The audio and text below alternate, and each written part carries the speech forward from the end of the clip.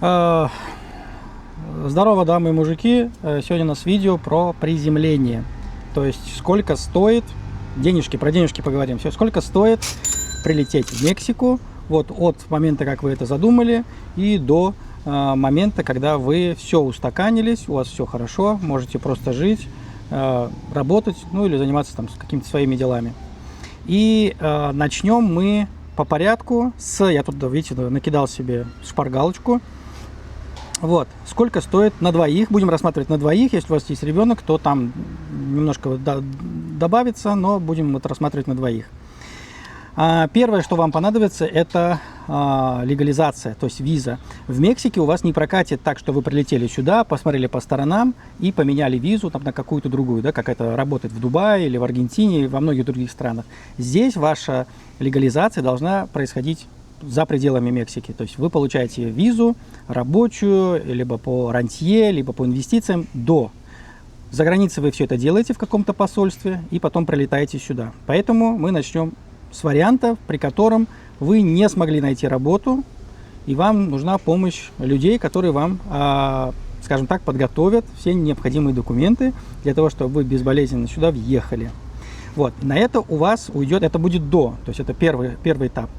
На это у вас уйдет около $5000.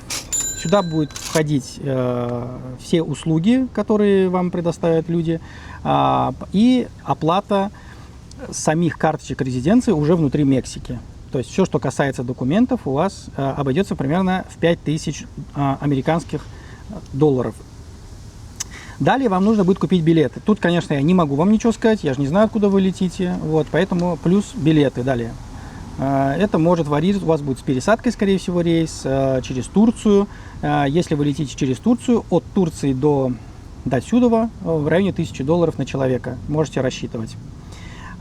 Далее вам понадобится $50 трансфера. Рекомендую сразу, когда вы будете лететь, и вам нужно будет обязательно забронировать на Booking.com или на Airbnb ваш отель, там обычно предоставляют возможность трансфера. Поэтому воспользуйтесь ей.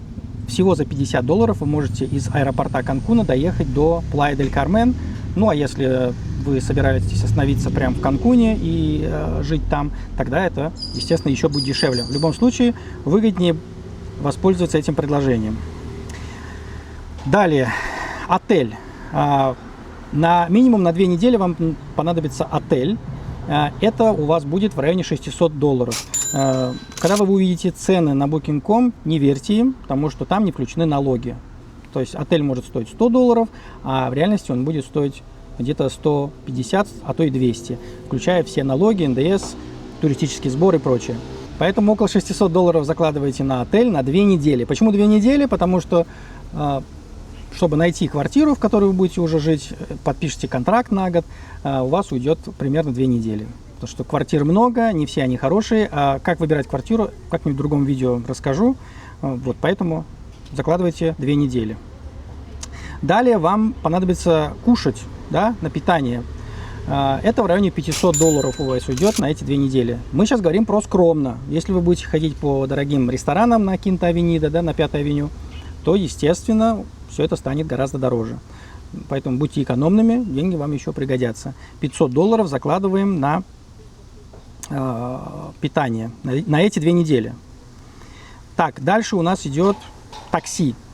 Так как вы будете ездить и искать себе квартиру, мы сейчас не говорим про то, что вы эти 2 недели будете себя вести как туристы, гонять по всяким туристическим локациям и смотреть город. Вам это пока не надо. Ваша задача найти побыстрее квартиру. Вот. Вы будете ездить примерно 4 раза в день, предположим, и у вас уйдет на такси примерно $226 за вот эти 2 недели. Это берем по минималке. Сим-карты. Вам понадобятся сим-карты. Пожалуйста, не берите эти сим-карты в аэропорту, которые вам будут впаривать. Они очень дорогие. Доедьте до отеля, там будет Wi-Fi. Своим родным вы напишите, что все у вас хорошо. И уже спокойно оформите себе сим-карту где-то по $10 на человека. Можно, такие варианты есть. Можно взять побольше, но на первое время вам хватит и этого. $20 закладываем на сим-карты. Далее у нас оплата квартиры. Предполагаем, что вы у нас граждане простые, без супер высоких запросов, поэтому квартиру вы снимете за $600. Ну, как, например, это сделали мы, вот где мы сейчас сидим. Как видите, у нас есть бассейн, зона барбекю, все у нас тут хорошо. Относительно тихое место, лучше, чем центр города, поэтому $600, значит, за квартиру вы отдадите и $600 депозита. Комиссию риэлторам здесь арендатор не платит, поэтому с этой стороны у вас все окей. Далее. За контракт еще, за подписание контракта 1500 песо до 2500 песо. Ну, не всегда его берут, вот с нас же не взяли. Ну, в принципе, да. Смотрите, иногда берут за подписание контракта тоже деньги. Это зависит все от арендодателя. В нашем случае нам повезло, у нас был собственник. В вашем случае может быть еще плюс $100 за подписание контракта. Плюс-минус. Поэтому, да, это тоже давайте заложим. Потом, дальше. Вы сняли квартиру.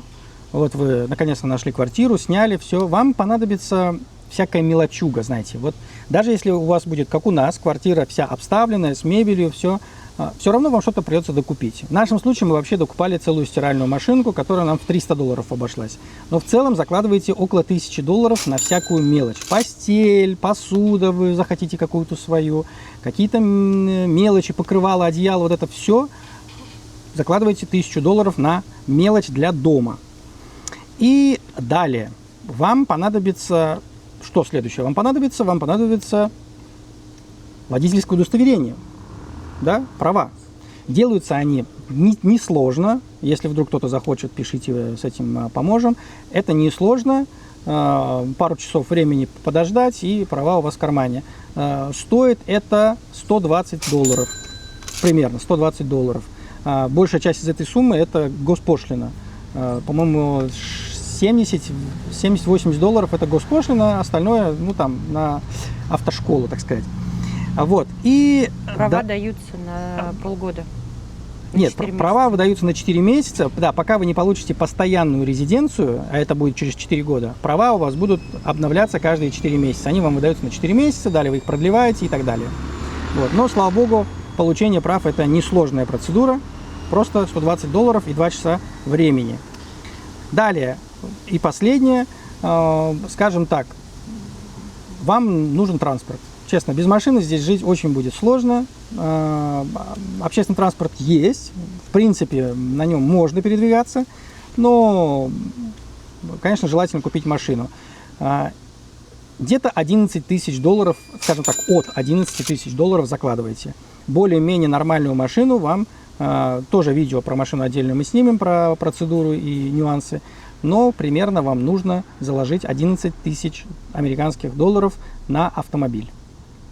И вот с этого момента вы приземлились. То есть у вас на кармане есть резидентство, то есть вы легально находитесь здесь, у вас есть год, через год вам нужно будет продлевать. У вас есть, значит, автомобиль, у вас есть съемная квартира, у вас есть все необходимое в доме, у вас есть права, да, водительское удостоверение, и, в принципе, все. Вот с этого момента вы можете уже спокойненько себе жить как человек, ни за что не переживая. Еще вам понадобится сделать налоговый номер штата Кентана-Рoo, и еще вам понадобится сделать налоговый номер федеральный. Вот их два. Вот. И последнее, что вам нужно будет сделать, это оформить ресико, это что-то вроде самозанятого или либо аналог ИП, чтобы поменьше платить налогов. Вот. Но это еще дополнительно, это у вас $100-200 на это у вас уйдет. Наверное, это уже такая мелочь, и она будет чуть позже. То есть первые 3 месяца вам можно будет выдохнуть и походить, посмотреть по сторонам. Вот примерно так у вас будет выглядеть приземление. Как обычно, если есть вопросы, пишите, задавайте, обязательно на все отвечу. Предлагайте темы, которые вам интересны, которые нужно раскрыть. Вот, с вами был Александр, который живет в Мексике, в Плайя-дель-Кармен. И до встречи, увидимся в следующих видео.